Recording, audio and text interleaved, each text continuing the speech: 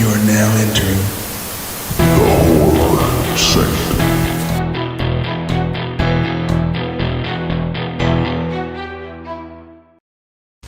Hello, and welcome back to the Horror Sanctum podcast. I'm Jay with John Kelly, and we are happy to be joined today by actress Sandy Johnson. Sandy, welcome to the Sanctum. Thank you. I appreciate the invite. Absolutely. You are, I would say, a horror legend in a sense. You played Judith Myers, the sister and very first victim of Michael Myers. So let's start there. I'm sure you Okay. never get asked about Halloween, right?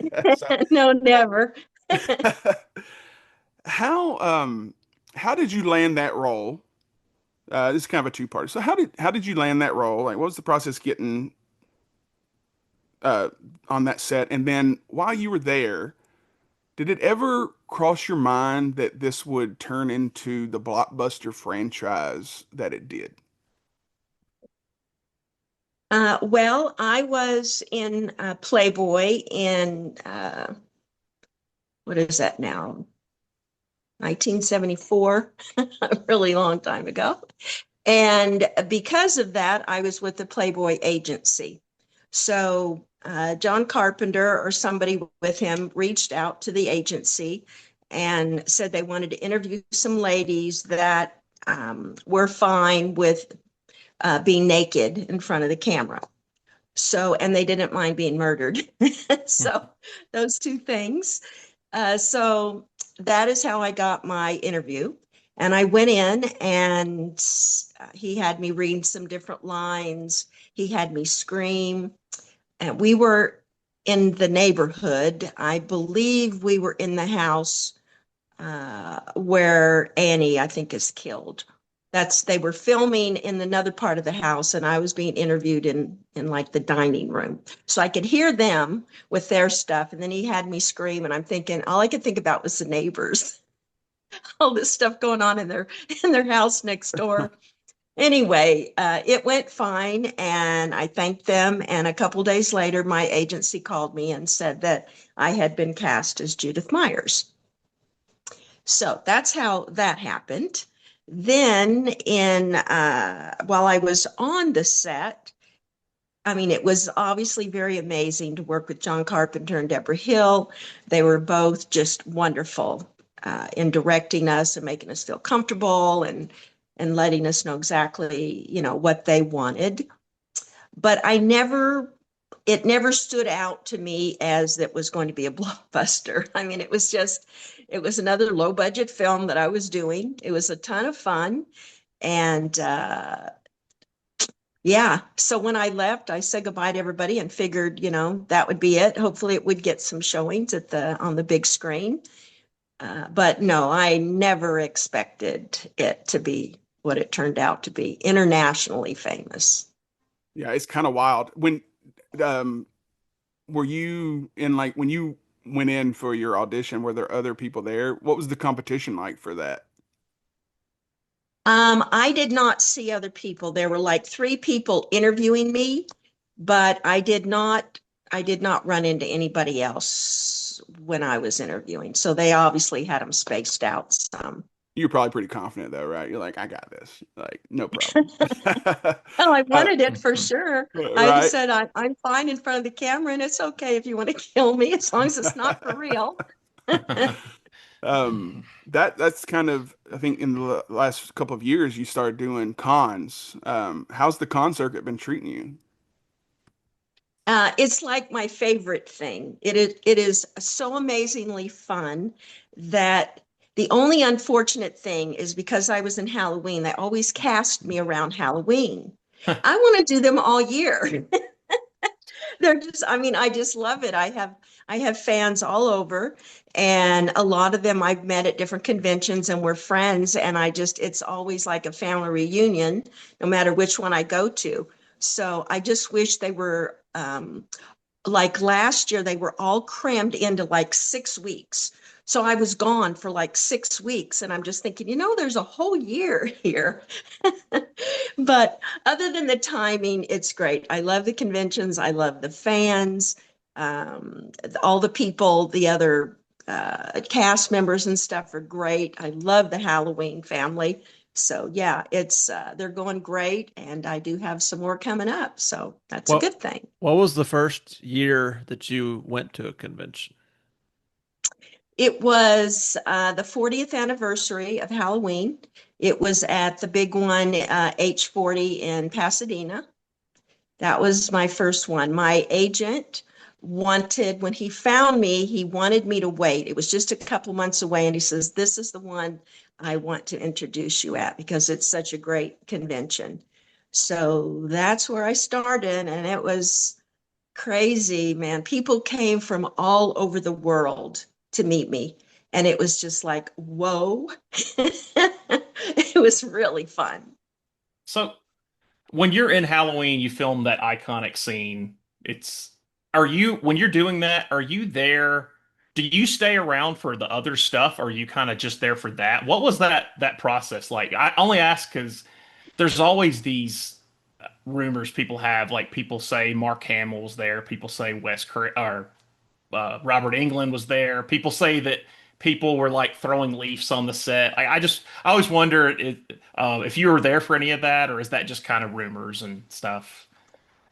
Um, Jamie Lee was there the day that I was there, but I don't really remember anybody else. I mean, Will Sandlin, of course, was there, and you know, my boyfriend, but mostly it was just people fixing up the house and straightening things because the house was pretty dilapidated when they Hmm. found it, when they rented it or whatever.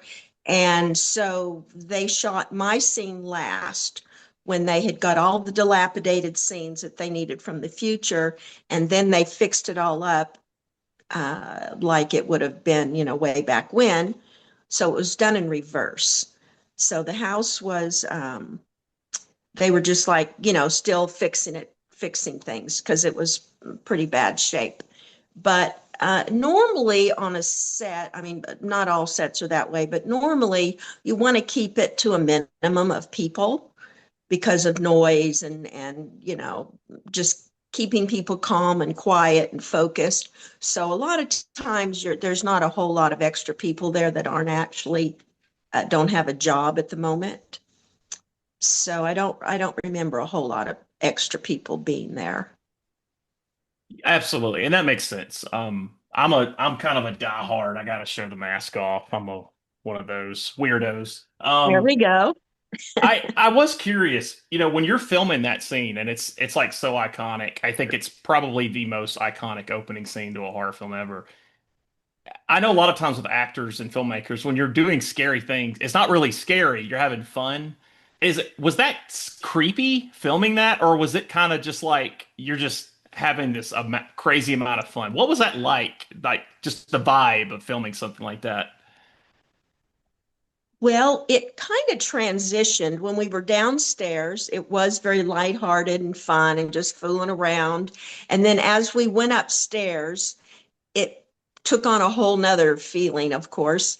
And because it wasn't really on a set, it was a real house that was quite old and it had a very creepy feel to it. So when I was upstairs, I was by myself in the room and I could hear them coming. I could hear the steps creaking and stuff. They didn't need sound effects. It was a creepy house and I could hear them creeping up and I'm sitting there thinking, okay, they're coming to kill me now. So, yeah, it was pretty creepy actually. And then to have Wow. someone coming across you, you know, with a knife coming at you and unlike a set where you would have had, you know, boom mics everywhere and people everywhere, there weren't a lot of people there. So it was pretty quiet, just the footsteps coming. So yeah, it was definitely creepy. Interesting. I could sense that just watching it. Like there's something intimate but scary about it. So I know you're from San Antonio, Texas, and I'm always curious about this because I'm fascinated with Texas culture and this movie. Did you watch Texas Chainsaw Massacre when it came out? And if you did you ever like watch that movie and think I've seen people I know people that are crazy like this around here? Is that ever something that came across your mind or?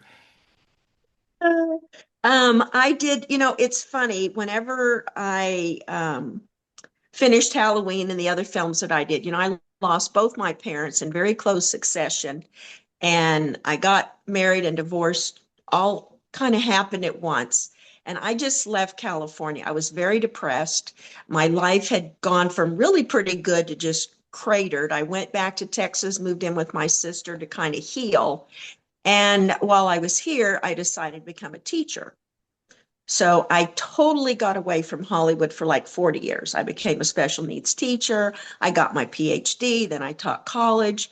So I really didn't have time to do much of anything except study and teach. So whenever my agent found me, it was like this world that I had been in a vacuum, and all of a sudden the vacuum opened and this whole world started flooding in at me. I found out that Halloween had become a huge thing and had multiple renditions after that, and that I had fans all over the world. This was all new to me because I was totally in living a different life. And so, yeah, I didn't see Chainsaw Murder or anything else during that time. I was just strictly concentrating on teaching kids hands-on science. That was my world.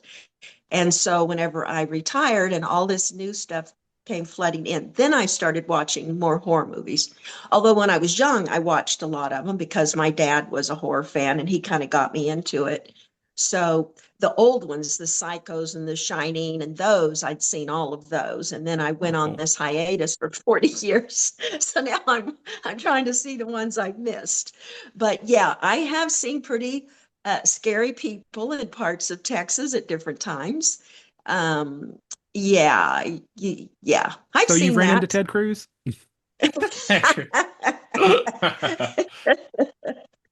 Yeah, I feel like the show King of the Hill is so representative of Texas. It's like all the weirdness and all like the country people, the hippies. It's just such an interesting culmination of that state. So yeah. Yeah, there's a lot of different aspects to Texas, that's for sure. So you alluded to this earlier with John, but it's very likely, it sounds to me like your death scene might have been, if not the last, maybe one of the last things shot for the movie, unless there was some pickup stuff shot later, because I know they kind of did things in reverse with the house. They had got the house, like you said, all dilapidated. Then they had to fix just enough of it up they were going to film. Right, there was just Right. just enough to do the little loop around the house and up the stairs. Were you involved in helping like fix up the house? I know people were painting and doing different stuff like that.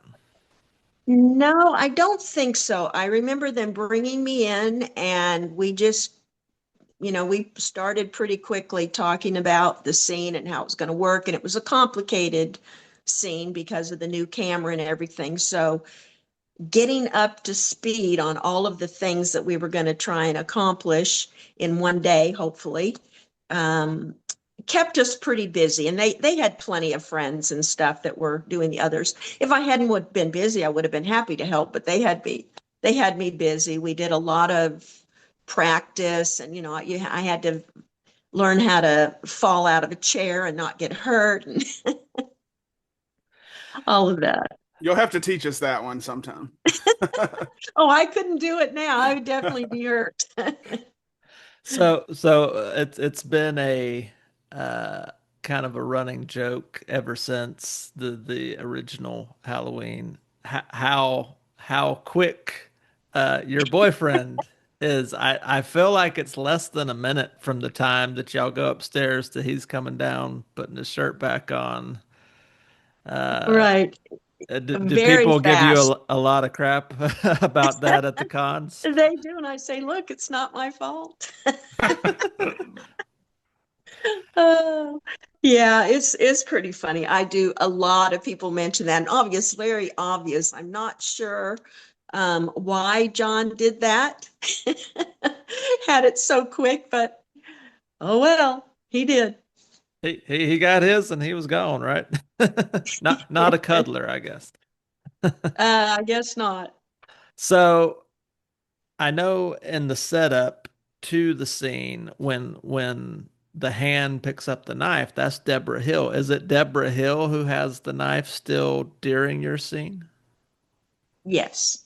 Okay. Yeah, Will was way too young to actually be on set. A, I was naked, and B, there was blood everywhere. So it would have been a little much for a little guy. So he was not up there. Right. Right. And good for them for that. Yes. Nowadays, you don't know how it's gonna go. It's kind of surprising though, right? Like you expect that today, but back then, like it wouldn't have surprised me if he was there the entire time. Right. Yeah, he Right. wasn't though. Yeah, that whole shot's like the first time. I don't know if it's the first, but it's early with like the gliding one shot thing. Like the way he did that is like crazy. Like that's so innovative. People do that now, but for 1978, that's pretty insane. Yeah, to do one, Yeah.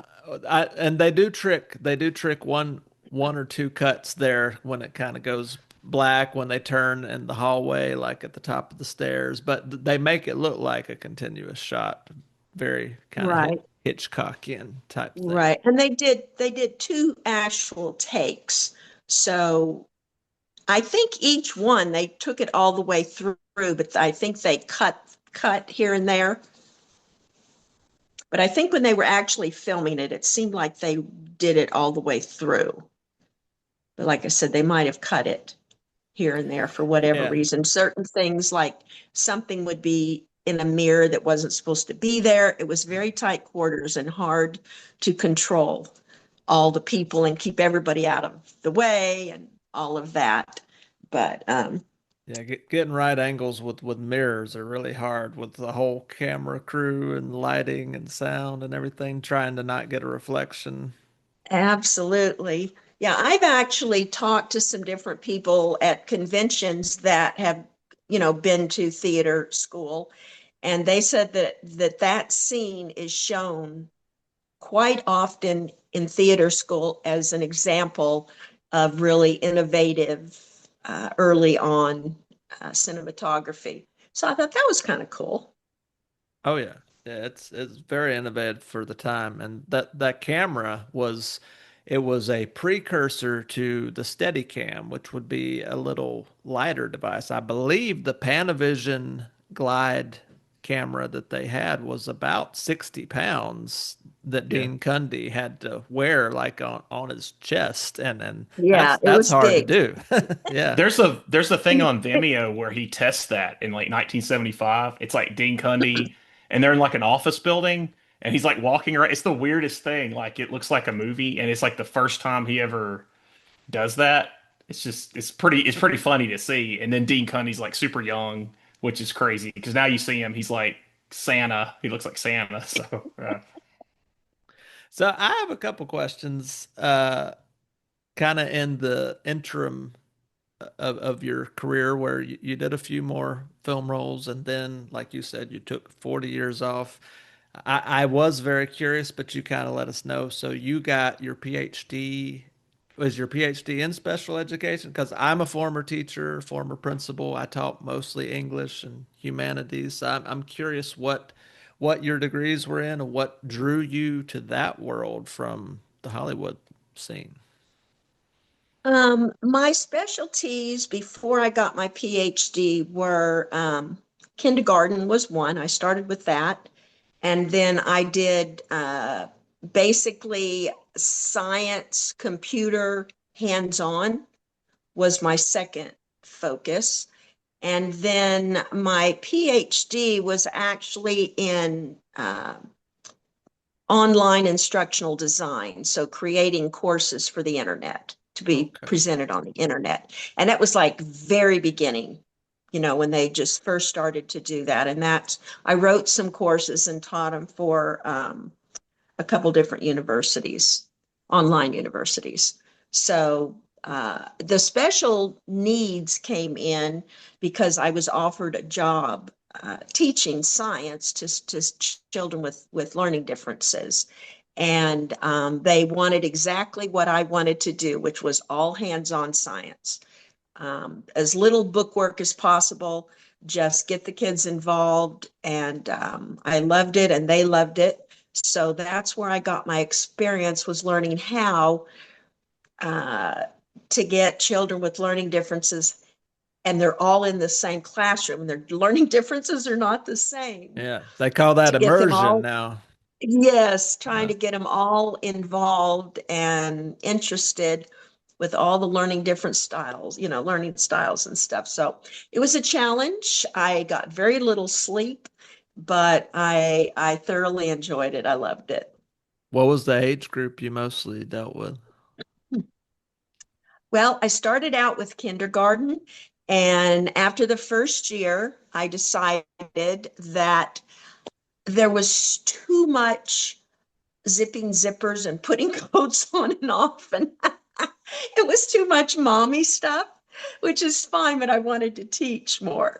So I went to middle school. I went from kindergarten to middle school, and I was That's a big certified through shift. 8th grade. Yes, but it was perfect for me. I absolutely clicked with the kids. I worked at a private school, so for the most part, they behaved, and we had a great time. We took great field trips. I took them to Belize. I took them to the Oh, wow. Children's Science Museum in San Francisco. I traveled all over with them. It was a great job. Awesome. And teachers are very often the unsung heroes, right? Because you don't do it for the pay, that's for sure. No, you don't. So my last question, then I'll give it to Kellen for his fast five is it looks like in looking at your IMDb that you're attached to like 18 different upcoming indie horror films. So it's kind of like 40-year hiatus to like now I'm doing all the things. So are you retired? Is this like your new retirement plan or tell us how this works? Yeah, pretty much, other than my website where I, make collectibles and sell collectibles and stuff. In fact, I just finished one of my brushes that I get all bloodied up and signed and stuff. So Oh, that's cool. Oh, nice. yeah, Tell the people where your site is, where you can get that. it's unicornsandyj.com. Okay. And they can send in things. You can send like posters or pictures, anything you want signed, you can send directly to me. So you don't have the commission from, other people doing that for you. Plus, I have all kinds of collectibles. I do bloody Michael knives. I do bloody mask, the clown mask. I do it, all myself. So anyway, that's my other job. But yes, with films, I'm like so many scripts, trying to memorize so many scripts. So I just finished Black Sheep, which was awesome. And they just finished up, I think, the first cut of the film today, I heard. So it'll be fun to see that. And then Volps was released, and Paradolia. You can catch that on YouTube, I think. And that one, I am a late night DJ by the name of Mickey Myers. And so Nice nod it's there. fun. Yeah, I've got the Hive coming up. I have the Black Eyed Children coming up. So I'm super busy all of a sudden. Awesome. Well, speaking of being super busy, you're about to be super busy answering Kellen's Fast Five. I can't find that. Not to be confused with KFC. I'm workshopping the logos. It was better than I used to do karate chops. I don't know where that came from. Anyway, like Jay said in the beginning, this is just 5 quick questions. I'm going to ask you the question, and then the first thing that pops into your head, you just answer, and we'll go from there. So, Miss Sandy Johnson, are you ready? I guess. All Ready right. as I'll ever be. So, question number 1. You were a Playboy Playmate, but are most known for being the first victim of Michael Myers. Why do you think that is? Because it was the young Michael. So, that The actually only leads into kill my that was the young Michael. yeah. That actually leads into my next question. And be honest, in real life, do you think you could have taken Kid Michael? Uh, well, he kind of took me by surprise. And whenever your younger brother is the one, you're just like, what? But if yes, I could have. That was the answer I was hoping for. Atta girl. Kick that kid right down the stairs. Anyway, number 3. Which is more fun, acting in a horror film or a comedy? Ooh, God, I like both of those. That's a sucky question. Um, I'm known for those. That was going to Oh, be one of man. my questions later on too, because I thought that what was it, Gas Pump Girls? Gas Pump Girls was pretty funny, so I was curious too. Like, which do you prefer out of the genre? Like, would you rather just do horror or would you rather do comedy? Wow. I like them both, so that's really hard. It depends, I guess, a lot on the role. Um, for the most part, my part in the horror films haven't been really the horror part of it. I've been like a psychiatrist and a mother-in-law and that sort of thing. So it's been more drama for me, really, than it has been horror. But I don't know, the horror community is pretty amazing. So it's tough, but I guess horror, just because the people are so fun. Okay, perfect. Number 4. If not Michael, what other horror icon would you have wanted to be the first kill for? Ooh. Um,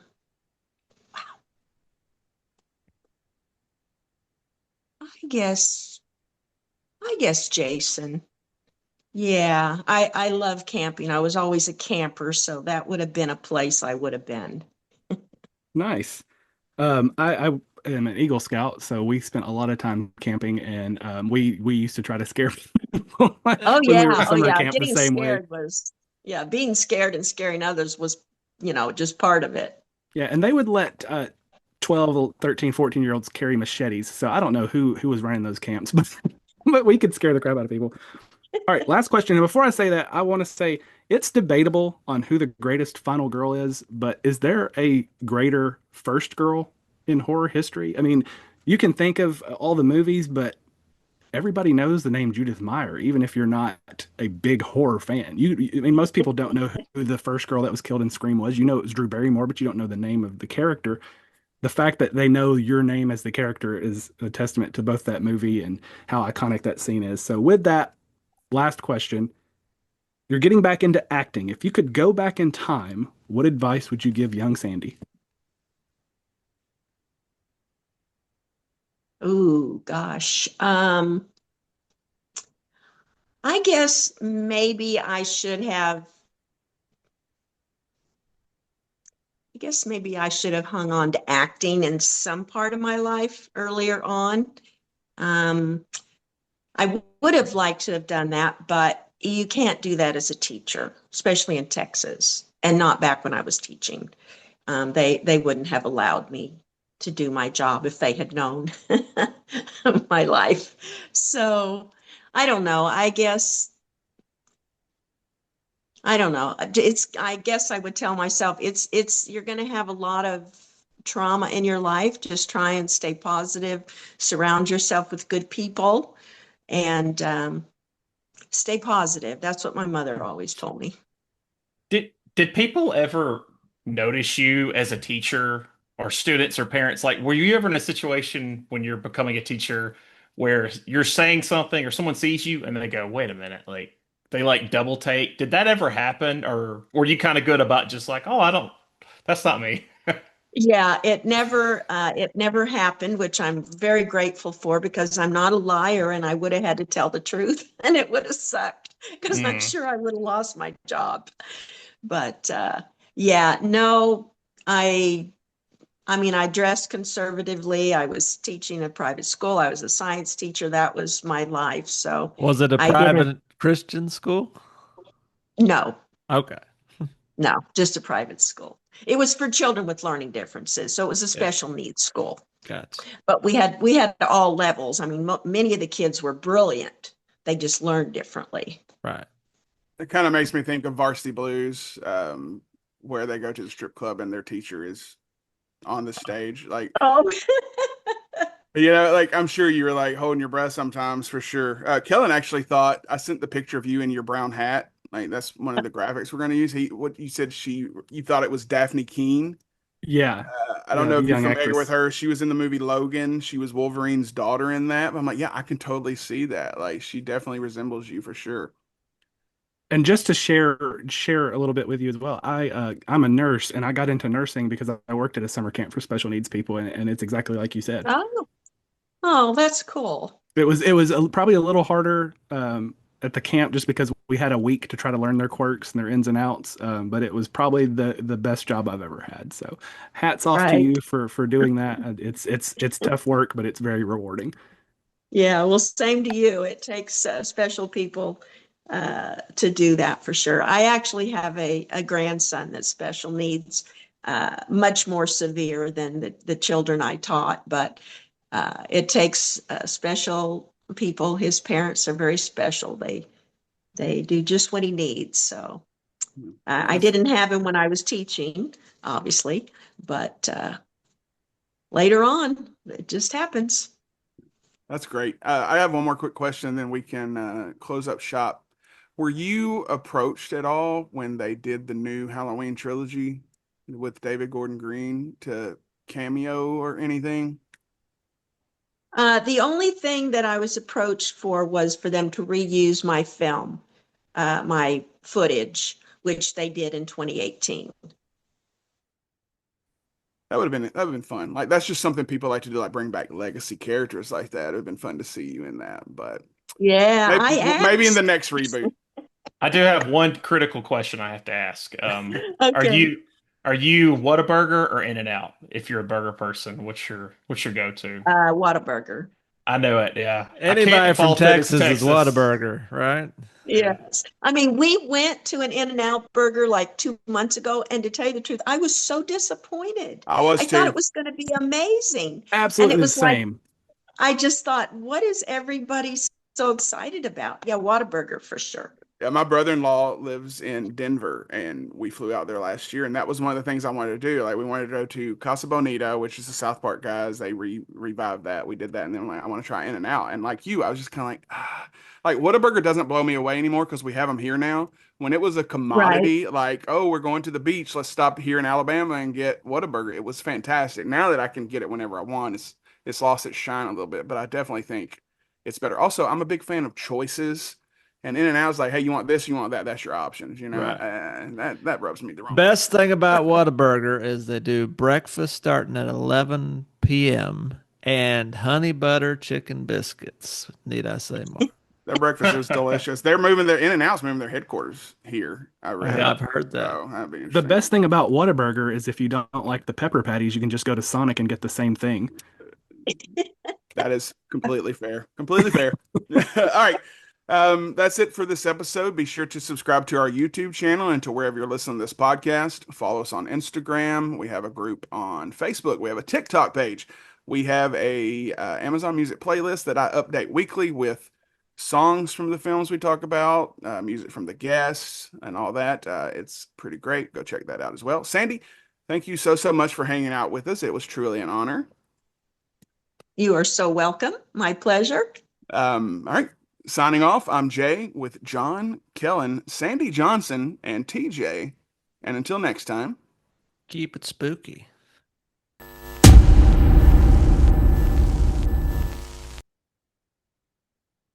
What you eating there, Johnny boy? Fruit by the foot? I hadn't had that in years. Becca keeps buying this like shit in the house. I'm like, Oh, why? I love It's it. like, I know it's like snacks. I just don't. What's I don't better, like. fruit by the foot or fruit roll-ups? I was always more of a Oh, roll-ups guy. fruit roll-ups. I think fruit roll-ups easily. I think so. They're just a little thicker, I feel like. And I liked it when they had the little shapes you could kind of tear out of them. Hmm. It's like Skittles and Starburst. I like them both, but I've I always been more of a probably Starburst guy. yeah, I'd probably pick Starburst gun to head. I don't know. That's close, but I'd probably pick because Skittles are just kind of hard to eat sometimes. Well, you can't really Uh, suck on a Skittle. You got to kind of chew the Skittle to get the flavor. You can suck on a Starburst for a couple minutes. and those sour ones are just the worst because They're good, but it's just a miserable experience. Yeah, I don't like the You sour know, ones. I'm you feel I'm like shit after it because your mouth is just numb. You know. yeah, I just like the pink ones and the red ones for the most part. I'll eat the other ones to get to the pinks and the reds, but if you get one of those little like twofers, fun size deals like in a Halloween something, and then it's an orange and a yellow, you feel cheated. Oh At yeah. least I do. Yeah, yeah. So, well, see, I like orange. Yellow, I don't. Yellow's like the one I would like the least, even though I don't hate it. It's like lemon would be the bottom for me. Easy. See, I'd probably go lemon over orange. I feel like the orange is just a fake orangey flavor I don't like so much. I mean, I'll eat them all, but Sure. Starburst is still Starburst. It's weird having getting her on here. It's kind of odd. I mean, I didn't even know she was on the scene, to be honest with you. She does like some things, but it's not like often. She seems really nice, but it's not like a common she's not like a common guest for these type of things. I think she just she must have done something later in her life. I don't think she's acting or anything. I don't think. It But seems like, I mean, she has a master's and a PhD, and I cannot for the life of me figure out what it's in. So I'm very curious. yeah. No. Yeah, if you look her up, there's not you have to watch a lot of interviews because there's not a lot of notes and like biographies on her. Well, it It's seems like not she didn't do anything until the last 5 years. mhm. That's what it seems like. I think she went to like one of these horror cons that had a bunch of Halloween people there, and she was surprised at how many people showed up because she's like one of those like I may never see this person again people, right? Well, Nancy Loomis is the same way from Halloween. She's a teacher in California now, Oh and yeah, she does Annie. She does like she was at the Halloween 45 con. She went on the panel with John yeah. and them, but she does not do anything. And she was married to Tommy Lee Wallace and was in Tommy a Lee lot of the. Wallace, yeah. And it was funny enough. I found her email. Oh yeah. I found her college. It was like one day I found her college email, Does she and I teach at reached. college? She teaches like theater at like a some college in California, Oh and wow. I emailed her just on an off chance, and I never heard anything back. But she's one of those that I just think she kind of like broke out of all that because I think she was in all those movies because she was in that crew. Yeah.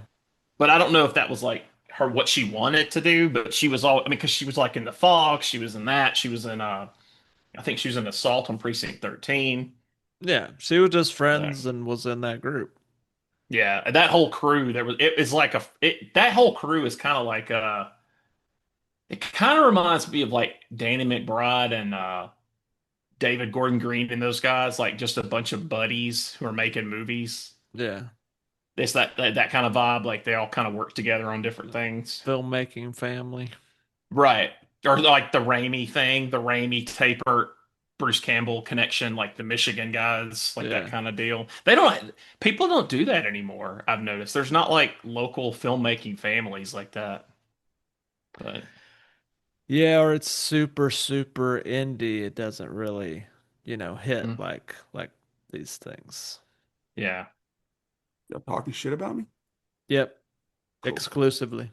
And that's what I think Tennessee needs. That Tennessee needs like a Sam Raimi, somebody that's like A what? somebody that's local. I was saying Tennessee needs a filmmaker like a Sam Raimi or like a Toby Hooper, somebody that's like a local guy who has this idea and he can just put it out there and it becomes big. Like somebody who really Does is like Tarantino not count? untapped.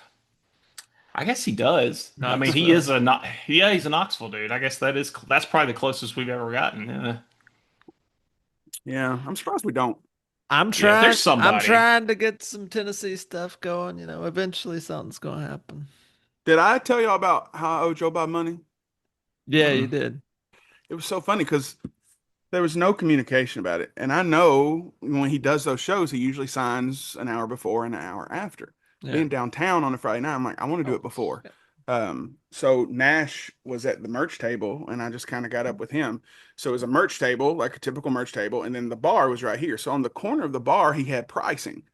I'm like, well, I'm not going to buy anything because I brought my own stuff. So I just get in line. I'm like the third or fourth person to go up there. Like, oh, hey, we remember you. I'm like, yeah. And had him sign like 4 things. And then after his show, I'm like, I do kind of want to buy a shirt just to, have another one because I needed another one, obviously. And I just looked at the pricing, and the very last thing was like, items you bring to be signed, $20. Like 20, 40. I was like, I guess I either owe them 80 or 160. I didn't have her Oh, sign wow. the stand still, but that was So just did he joke. do all that for free? Yeah. Oh wow. Nice. That's So awesome. then I went, I felt better about buying a shirt. I'm And like, she remembered you from Yeah. the con. She said she did. I'm like, do you remember me from my fucking emails all the time? Mm, I also, after that, I emailed both of them together, right. talking about the show, and then asked about if I said they, but if they would ever come on. I understand that you might charge for that, like you do for your cameos. I'm like, if you do, just, kind of let us know, because if he's like $200, Oh, yeah. We God, could pull for that. Yeah. yeah. Oh, yeah. Absolutely. But it was fun. That'd It be was a the same big get. show. Lindsay enjoyed it. But it was the same show that we saw at Full Moon. I wish I was in town, but I was in Texas, sadly. Yeah. It was just that bar's a shit show, and they didn't really have their shit together. Lindsay's niece Which works bar there, but was she it? wasn't there. Chiefs, Eric Church's bar. Oh, okay. Oh, Yeah. I've It's been in that neat, but one. it's like, and then when you It's exit, you very have to come all tight. the way down. Yeah. Yeah. So, and then when you exit where you come down, you have to exit the opposite side. So we're at this honky tonk on a Friday night, and we Right. have to go all the way across. These people dancing, a live band to go to the exit. Like Uh, that did was he a do the lot. Appalachian history where he's like, "This is where y'all are"? I love that when he does that. It's so funny. Yeah, everything was the same except the beginning. He said Vanderbilt is the most redneck school in the South because of when they beat Alabama last year and they took the goalpost, and he like did the numbers, how long they took it, and blah blah blah, how far. It That's was it funny. was fun. I wasn't like stoked to go. Like she got it for my birthday, but I didn't ask for it because again, I'd already seen it, and downtown on a Friday is just not my idea of It a good is. It time. is cray cray. I want I to be. wanted to like document those movies he talks about because there's so many. And I remember when I first saw that show, I was like trying to remember them because he talks about some crazy exploitation movies in that Little Abner. thing. Yeah, Oh, yeah. I Little Abner. Yep. I think I've seen Little Abner. There was one called like about Nashville. It was like this girl. It It's just was like a Nashville Girl. There's like Nashville three or girl four or Nashville ones. something. Yeah. They need to Uh, make a slasher based in downtown Nashville and call it Slashville, and they're just targeting bridal parties. I'm sure there is Could one. I do think. that. Um, we should put Marshmallow in the bucket. We should. I'd watch it. I was very pleasantly surprised that did not go how I thought it was Not going. at all. And that's what I liked about it the most, is because usually I can figure things out, or you kind of get a feeling of what's going on. But that one, I'm like, I okay, wait still a don't minute. know why it's called Marshmallow, other than it's a I camp. I do. I can't tell you in front of John, but if you Google it, why it tells you. Huh. Like Well, kind of, Interesting. it's still an odd name. Yeah, I would have probably gone with something else, but Yeah. right.